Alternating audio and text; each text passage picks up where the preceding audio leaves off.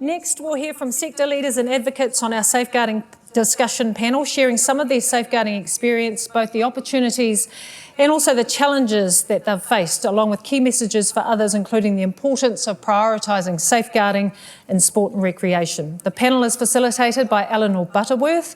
Eleanor is a harm prevention specialist and advocate that contributed extensively to the development of the Commission's resources and also processes. She has held roles across multiple sectors, including as the National Harm Prevention Manager at New Zealand Rugby and as the project lead at the Human Rights Commission, developing the New Zealand-based risk assessment for the FIFA Women's World Cup in 2023. Alongside Eleanor, I would like to welcome to the stage Raelene Castle, Adeleina Loto-Meleisea, Chris Wilson, Lesley, Elvidge, and also Sally Miller. Can you please put your hands together for our panel?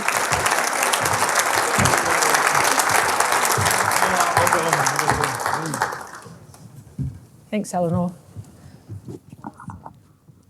Tēnā tātou katoa. It's a real privilege today to come and facilitate this panel. And I was actually thinking over the messaging this morning, like how much more consistent we are in our understanding of safeguarding, why it matters, how we do this. But what I love about this group of people here is that, you know, we've heard about these kind of threads that have to be present for safeguarding, not just to happen, but to be inevitable. And those are those things like hearing the voice of the participant and the players, having those cultures and environments set up where everyone thrives, and then also having all those policies and procedures and system shifts set right. And what we've got in front of us today is like a collection of people with really deep experience about making that happen in the real world. So I'm really looking forward to hearing all of your experiences.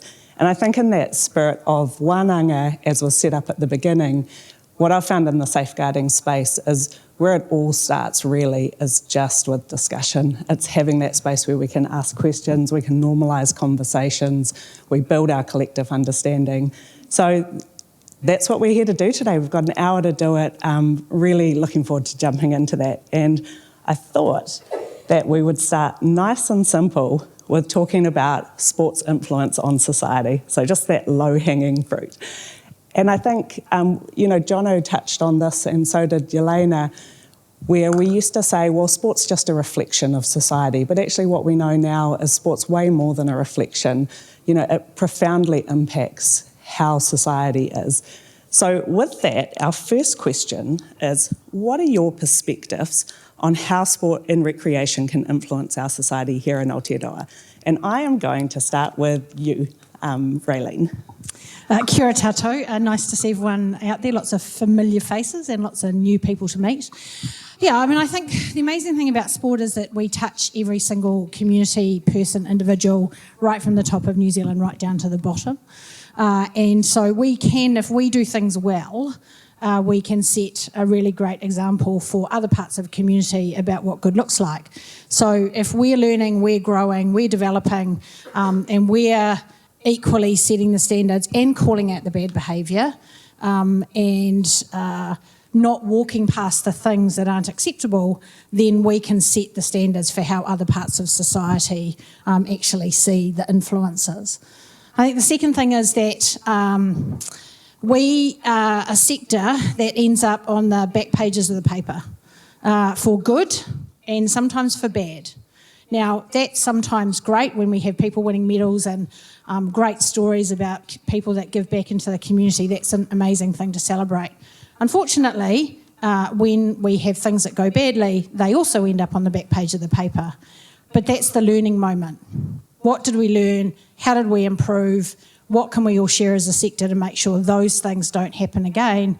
And if we can share those learnings with the wider parts of our community, we'll find New Zealand, Aotearoa, in a much better place.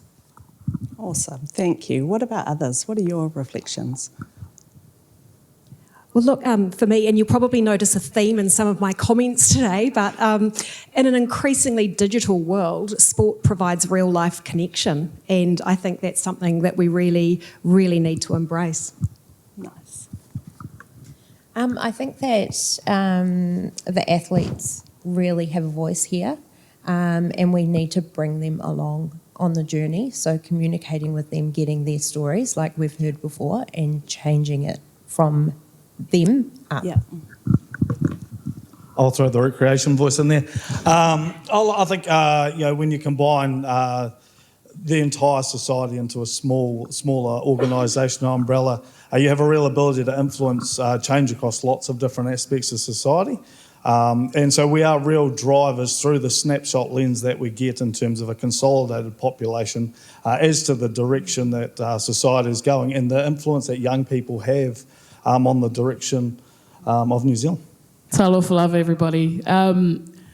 I just think of something that my uncle told me once, and he said, governments will come and go, kingdoms will come and go, empires will come and go. Historically, throughout history, human history, you will see that two things remain, and that's sports and the arts. And I think that that's, just very clear there how important the sport and recreation sector can be in Aotearoa. And then even broadly, any of us who've gone overseas and told somebody I'm from New Zealand, one of the first things they'll say is, is that where the All Blacks are from? And so, the power of sports is, as everybody in this room will know, incredible. Awesome, thank you. And that actually leads us really nicely onto the next question, which is, so if we know that sports can influence society, but we also know with safeguarding, sometimes the shifts are really incremental. And so it's not until you look back over that fullness of time that you see how things have shifted. So my next question is, if you reflect back onto when you first entered the Sport and Recreation Centre, so it could be as work, could be as a participant, what positive and negative shifts have you seen that relate to safeguarding? And Adeleina, you just referenced your uncle. I know you and your family have a long history in league and combat sports. Can we start with you for this one? Sure. I guess around the shifts, if I could reframe that from positive or negative shifts to, say, things operate on a spectrum, from, as would be the experience of many people in this room. My first experience in sport was as a bystander, as a spectator, and then as a participant, and then as somebody who did work, as a team manager, and then eventually into governance, and now working directly with sports organisations in a professional capacity. I'd say that, over that 25-year period, there's been a very clear shift from informal processes and approaches to what we're now in this new era of really formalising and prescribing processes around safeguarding. And I think what's really important to note is that, it's very clear for those of us in this room what the gaps are in the informal approach. There's if organisations have historically had their own way of dealing with safeguarding issues, and we can see that there's an issue with them not maybe recording information, not following a process the same way with every single situation, perhaps not those processes not being well communicated to people. And those gaps are very clear to us, and they're the reason that we've decided as a nation to move towards this more kind of formal and integrated approach. But I think what we need to appreciate is that with this new approach, this other end of the spectrum, there will also be the gaps in that process in that approach as well. And I'd say what that main one is that there may not be the sense of ownership over that process as there is for the more informal approaches. So I think that's what's been interesting. We have some incredible changes and new templates and all these policies and governance guidance, but for organisations who have operated a certain way for a very long time and have maybe felt that they're not touched by the deficits of which have kind of launched the changes, they may ask, why do we need to be part of these new processes? Thank you. That's a really helpful way of looking at it. The national consistency makes it easier because you don't have to make up a new process each time, you get that rigour, but then you still always need communities to own and buy in and find their feet in this space. What about other people? What are the shifts that you've seen? I agree with.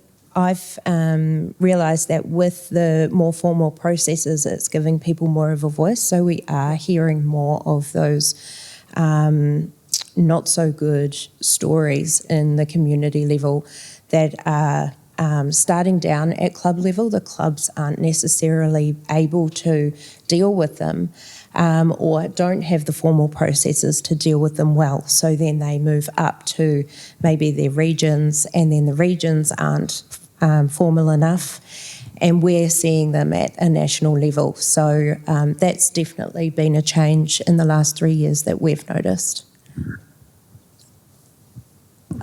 One of the changes that we've noticed, especially I'm speaking from a cricket perspective here because I did not have any experience in sport whatsoever prior to 8 years ago joining the Cricket Players Association, but with the increasing global nature of the game, the challenge for us is safeguarding our athletes in all different environments. So it is, a lot easier to have processes and things in place nationally, and I can understand the struggles at a community level, but even when your athletes are operating in all different environments overseas, making sure they remain safe in those. So yeah, increasing globalisation and visibility of our sport has been fantastic, but that comes with some real challenges in terms of safeguarding. Yeah, often we get better at acknowledging the problem before we have all the systems and capability to deal with the problem. So there's that uncomfortable tension point in there. Did anyone else? Yeah, I totally agree. And I think sometimes we're at risk of over-professionalising the documents and resources that we give to the volunteers, right? Like at the end of the day, majority of our volunteers are mum and dad that have gone along with the young person. And when you put together a policy that is a whole lot of legal guff, it doesn't resonate or give them reassurance about what to actually do. So often, like all things in life, the simplest language and the simplest mechanisms bring about the greatest change. Nice. And can I say maybe, I agree, Chris, and I think, that balance piece is really important, that you need it as it's a circular discussion, right? If you're changing the culture, setting standards, calling people out, that needs to continue. But when you turn around, you need to make sure you've got the policy and processes in place to back you up so that the organisation, the participant, the situation can feel safe, and that they feel if they need to go that extra step, they've got that. If the volunteer needs to look and go, I don't know what to do here, they've got something to look at.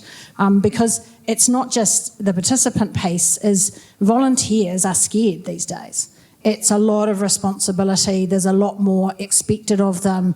How can I put a plain language piece of documentation in front of them that supports the common sense approach, the good person approach? I think this is the right thing to do approach to make sure that if it doesn't go as well as they planned or they need extra support, they can see that policy and process in place. And it's like you guys have seen the questions, but that's starting to move us into what are the common challenges that we face. And I think, earlier today we've heard some of those real highs of what sport can bring for people, but we know to get there, when it comes to safeguarding, there's often some common challenges that we'll face across the sector. What do you think some of those challenges are? And Lesley, I might start with you there.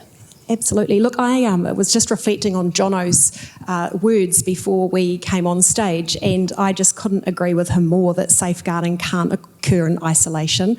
And I think a really important observation I've made in cricket is you've probably seen the news. There's a lot of politics going on at governance level. Isn't there always in every sport?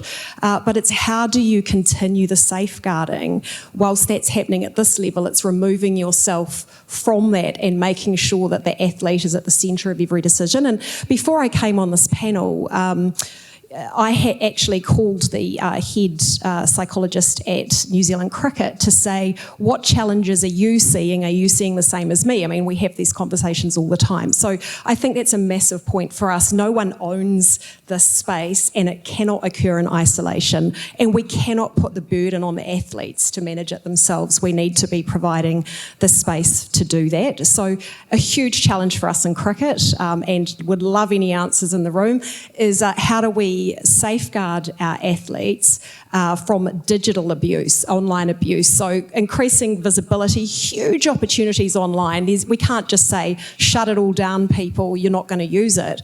But it opens up, particularly in cricket, which is probably one of the most bet-on sports in the world, a lot of disgruntled gamblers, just honestly horrific abuse that our players receive, often after a bad game in a hotel room on the other side of the world by themselves. What do we do about this? So, yeah, that's been a huge challenge for us. Now, obviously, there's education, there is, counselling support available to individuals. But again, that's not enough. We need to be providing clear pathways for resolution. And we also need to be working together to be lobbying the platforms, to make change, the government agencies, we all need to be working together, sporting organisations, players' associations, to help prevent what's just going to be increasingly worse.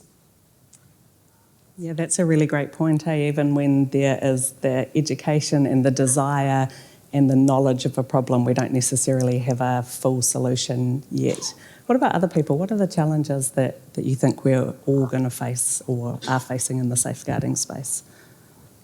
With regards to safeguarding and the new expectations and kind of minimum standards that have been set around that, we have to realise that we're asking a lot of our participants, of organisations, and I don't have the data for this, but I would say that we have more smaller to medium resourced NSOs than larger ones who have a whole lot of commercial money coming in. So, while we're asking a lot, that means that, we need to encourage like a holistic approach where, we're expecting a lot of volunteers, so we need to ensure that there's that education piece put around that so that somebody's not... First awareness of these new safeguarding processes is when they're being served some sort of, notice of a hearing or something like that. So, yeah, I guess the question is just how do we reach all of those smaller organisations to ensure that we're bringing them along on this big cultural change and not, because not just reacting to big changes, to incidents that happen with larger organisations. And bringing them along in a way that they actually want to come on the journey. Not all people like change, so making it a partnership with those smaller organisations or your clubs or your RSTs. I mean, Elena talked about it this morning. We've been through a cultural revolution over the last 15 years. There's, the Me Too movement in Hollywood saw the casting couch and Harvey Weinstein not acceptable, change driven throughout that sector.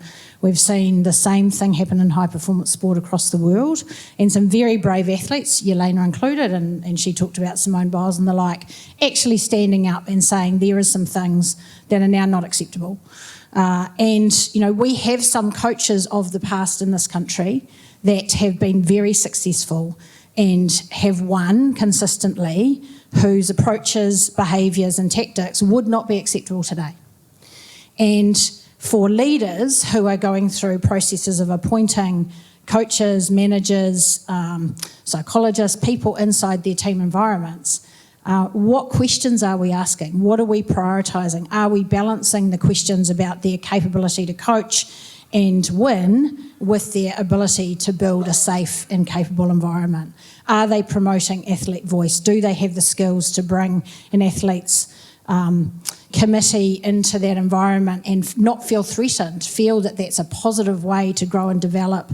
What is a good environment creates Te Ao Māori approach to belonging and inclusion so that we can all be successful. And that's the type of question in appointing a coach that we should be looking for. So I didn't mention the word safeguarding, but all of that is safeguarding. All of that is the thing that actually ultimately is a safeguarding conversation. You don't necessarily have to describe it in that way. But I suppose the challenge is, do we understand what our culture is? Do we understand what our baselines are for expectation and what we, our leaders, are prepared to accept and present, and therefore are we employing to those standards?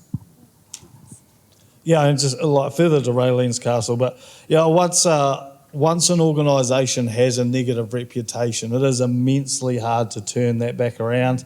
Former Scout leader comes up in the media all the time. And so for organisations that may be sitting there going, it doesn't happen in our environment, we can't see it. We have to operate in a continuous improvement cycle on the basis that, bad news is just around the corner, and it is our responsibility to be proactive, leverage technology, and deliver safeguarding in a manner that is reassuring for everybody in our organisations. So the challenges are real, and we know that's going to be a journey to Elena's point, hey, you want to look back in 10 years and go, man, we came so far again. But what about the opportunities? Like, I know for me, some of my favourite moments in the work that I've done has been seeing that move in communities from either the fear of safeguarding or the resistance or just uncertainty to realising that, really at its heart it is about protecting and enabling the potential of everyone that is, under that kakahu of your sport and rec. To your point, Raelene, you don't even need to use the word safeguarding. So beyond preventing harm and abuse, like what are those opportunities and benefits that you will see with taking a safeguarding approach for people, for the organisations, for the sector? And Chris, to your point, safeguarding, Scouts has had a really long history with safeguarding. Like, what are your reflections? I think if we can start to talk about abuse, especially in a constructive manner across all our environments, then it opens gateways to discussions around lots of things that especially challenge the sport and rec sector. Scouts is no different. We've existed for 100 years, but just simple stuff around, like, are our facilities fit for purpose for the current, makeup of our organisation? We used to be Boy Scouts, so how do we engage a greater female representation of participant in our organisation by giving volunteers confidence and capability to talk about safeguarding? It opens a whole lot of doors around other challenging conversations that most of this room faces. Nice. And have you seen anything be really successful with that, helping people build that confidence? Lots on the spot. I don't really have a great answer for that one. All good. What about other people? What are the other opportunities and benefits that you think taking a safeguarding approach gives? Look, sport is full of conflicts of interest, isn't it? Whether at community level, when you have the child of the coach on the team getting on the field more, through to, professional sporting teams. And so that's why I think the benefits are players speaking out, people speaking out. Don't be scared of listening to that, because it just allows an avenue to disclose that, but also never be afraid of seeking independent advice around things, particularly when conflicts exist. That would be my observation.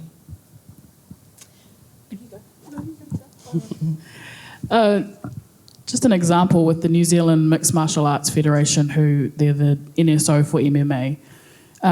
About 2 or 3 years ago, they had an experience at an international competition where they'd found out that some of the coaches that were allowed to work over in other countries, there were some issues around possible sexual harassment or sexual abuse allegations. And so they raised that issue with their international federation, and that was basically shut down. And so out of that came, the board met and decided, well, if that's how the international federation is going to operate, we don't want anything to do with that.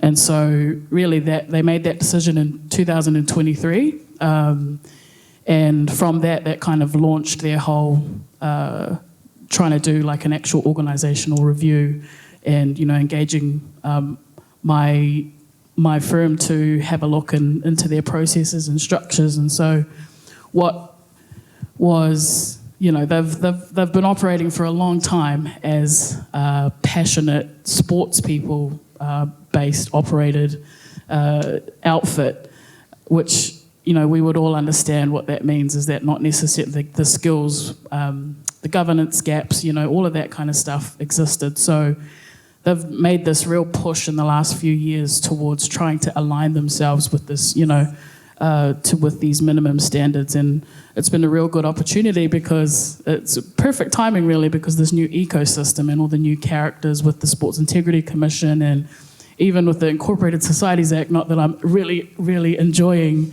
all that new stuff. We do have to sign up, 5th of April, everybody, just in case you haven't. Get the plug out there as quickly as possible. What's the date? 2nd of April, is it? 5th of April.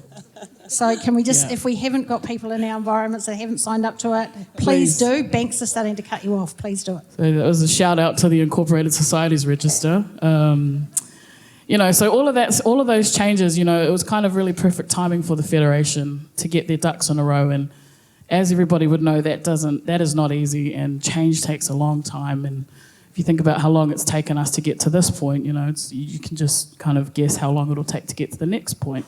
But forward movement, even if it's slow, is really good. And what I'm trying to say is that these new standards that have been set have offered a really good opportunity for just a community of sports people who are wanting to operate professionally and the way that they should be, and they didn't know how to do that 3 years ago, and now they've made movements towards that.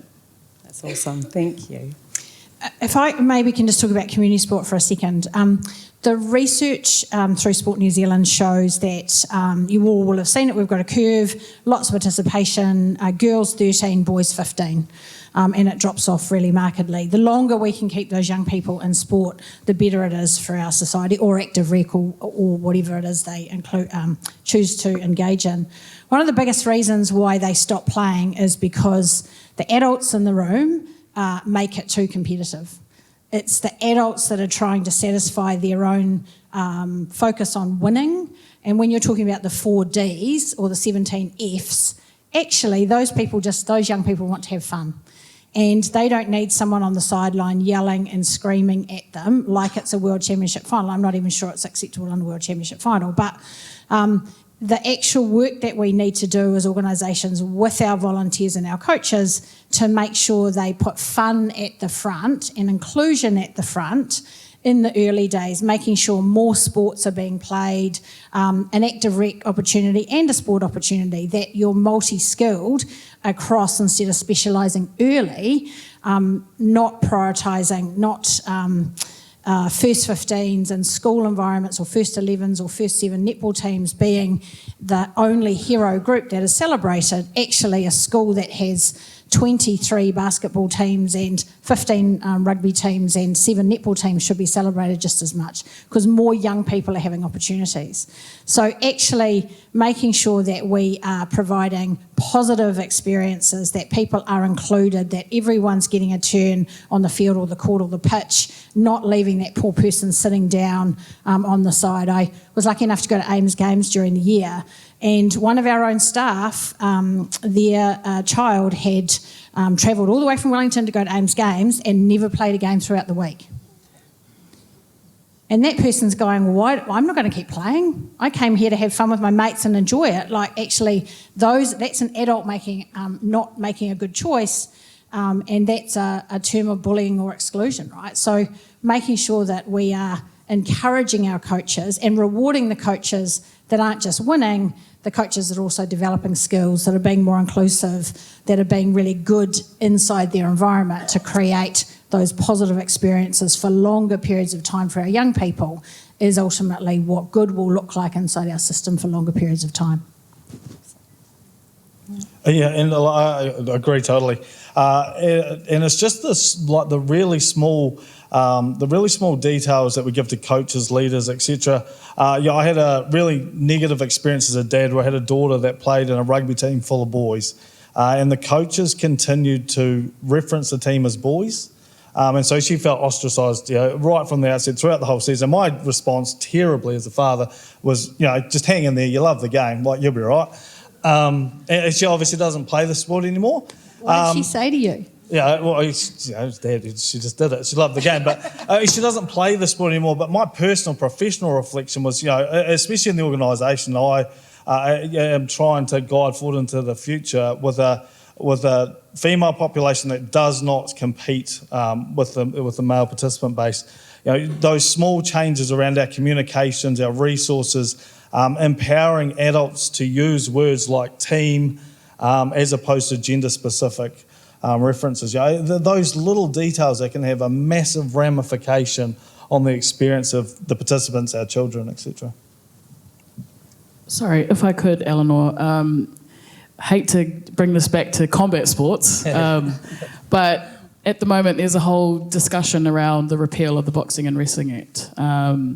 And New Zealand MMA Federation have been actively advocating for, change in that space, so that there can be some sort of legislative oversight of all the major combat sports in New Zealand. And one of the main reasons that is so that there can be some very clear legislated health and safety standards. And in my mind, there's nothing that could stop that from including safeguarding requirements, say if that was, to be brought up as, potential recommendations for the new legislation. That's a real big opportunity here for New Zealand to make that really clear moving forward. Awesome. So that's a really great summary of both those opportunities for individuals participating, for dads giving advice, for organisations. Really like the example you gave, Adeleina, of like a community finding its feet through and its own identity through its safeguarding approach. So we've got a room full of leaders here. So in our last couple of questions, I'd love to hear your reflections on leadership in this space. And I know earlier we had the quote that leadership is everything. So if someone was just starting out in a leadership role or in a safeguarding role within the sector, what advice would you give them? And Raelene, I might come back to you for this one. What's your advice for young Raelene starting out in this sector? It was a long time ago. I think it's about your values and who you are as a person. And if you're leading an organisation, standing alongside your board, what do you want your organisation to be reflected by and through? And are you prepared to actually live those every single day? And that's the piece that gets hard, because I think, Lesley, you said, there is conflicts and there's things that get awkward when you get into that winning space and conversations where you are prepared to promote winning over well-being. And certainly we've moved into an and situation. Winning is important, there's no doubt, we all like doing it, but we need to win well, we need to win and have well-being. And if you have those core principles, that's really important. And I think you'd want to see that you were in an organisation that also had the policies and support to back those up. So whether you're in the NSO role, whether you're in an RSO role, whether you're in an environment that can influence, what are the standards that you're prepared to set? We don't want to take the fun out of it, we don't want to take the enjoyment, we don't want to take the winning out of it, we don't want to not give people certificates and all of that stuff. That's not what it's about.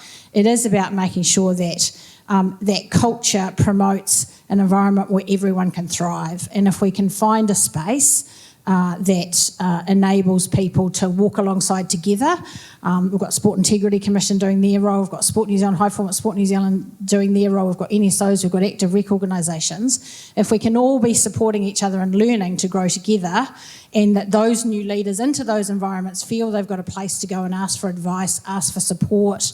We've got chairs that are in a forum where they can learn and grow and develop. That's where we'll all share that knowledge, and we can learn from the successes, but we can also learn from the mistakes, because we're always going to have mistakes and we're always going to have things that don't go well. But if we feel that we've got a safe environment to grow and develop from those situations, that means the sector as a whole will end up in a better place, and our young people will end up benefiting from that. Nice. And that really reinforces Elena's message around not tying ourselves to perfectionism, and your point, Chris, about that continuous improvement, like that should just be part of how we work. What are other people's advice for young leaders or new people stepping into this space? Look, I would say embrace criticism. I think it's really hard to be criticised, but that's where you get your gold, and that's where you get your honesty and your answers. So as hard as it is, listen to it, take it on board. Talk to your people.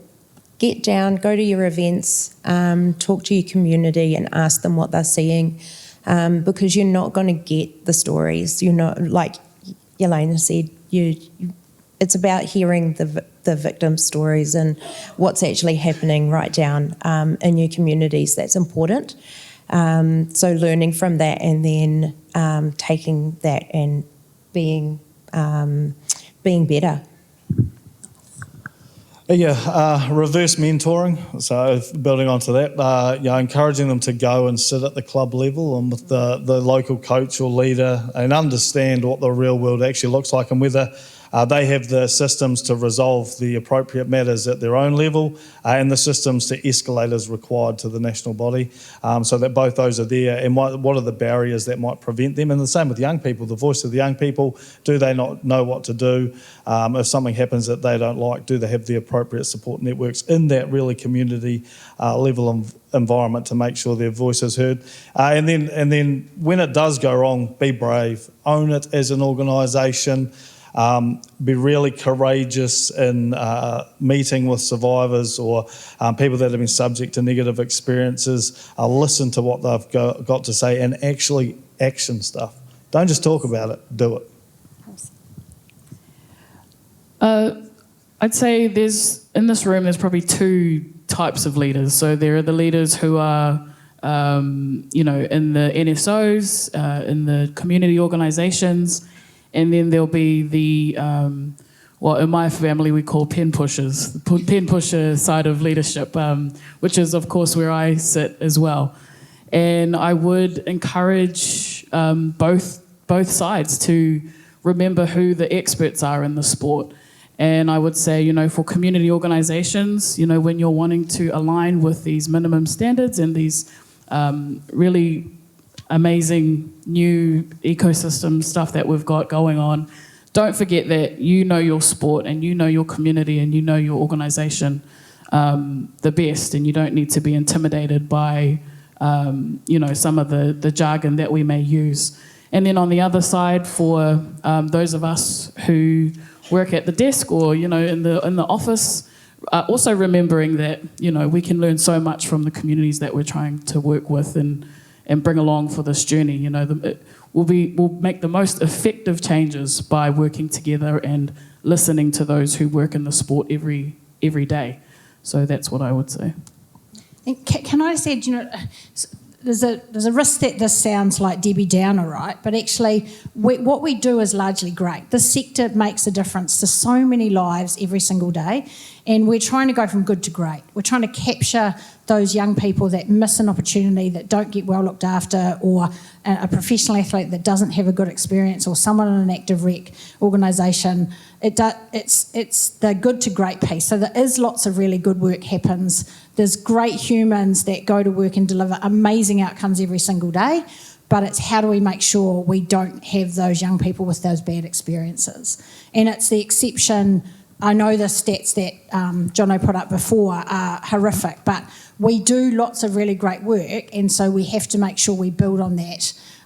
Don't turn away from the difficult things, but also build on the really positive things that our sector can actually deliver for young people in this country. Nice. Yeah, that's a really important message, isn't it? That leaning into the hard stuff of this is some of what makes all of the good stuff great as well. You know, there's so many opportunities that come with leaning in and not being afraid to lean into it as well. Okay, final question. So we've heard some really awesome reflections on leadership, and I guess in that spirit of if leadership is always about leading and being led, I think to your point, Chris, what advice would you give the Commission to be effective and successful in its role within the sector? And Sally, we might start with you for this one. At the risk of being ostracised and ran out of the room, I think there's an opportunity for the Commission to develop on their learning and education resources. There's some great resources already on Sports Tutor, but expanding on that, having webinars, in-person sessions.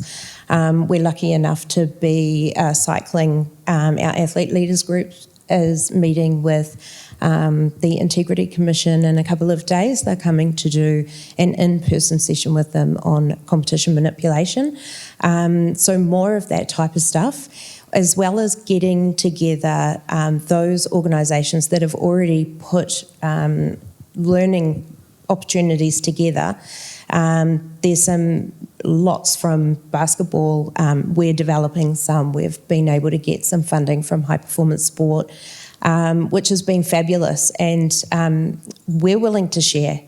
So we've tried to make them as generic as possible. So if anybody out there wants to have a look at what we've got, go onto our Sports Tutor and then get in contact with me, because you can have the back end files and change it to however you want. But it's the Commission getting people together and sharing that type of resource, because a lot of clubs, RSTs and NSOs just can't do it by themselves. And the second one, which I'm really excited to hear from Rebecca after lunch, is around the complaints mechanism and the triaging of complaints, making sure that it's concise and swift, so that it reduces harm not just to the victims, but then on the flip side, we're seeing more and more litigious complaints, so potential harm to organisations as well. Thank you. What about others? Oh, sorry. Ditto. Totally agree.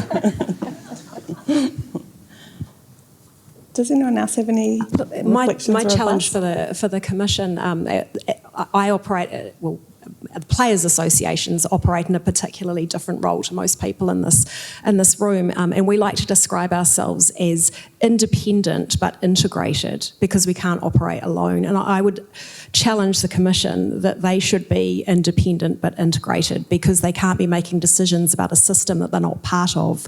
However, they have to be separate from it too in relation to the hard decisions. So yeah, I like those words, independent but integrated. I think similarly,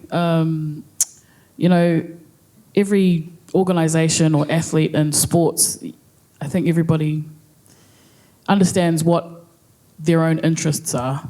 I think what the Commission could do is, when working with, say, NSOs, you can make it clear that, these recommendations have maybe come through from a more, what am I trying to say here? I'm trying to say here, sometimes the interests of, say, athletes and organisations are not the same. And making that kind of clear for NSOs is also really important. I know I refer back to the spectrum I mentioned earlier, there's the whole, this way it's, perhaps it's athlete-centric, this way it's organisation-centric. If we could find some sort of balance there, so that, we've necessarily had to go very pro-athlete, in response to some very negative incidents that have happened, and then now perhaps we find some sort of balance moving forward. And I do not envy the Commission that job.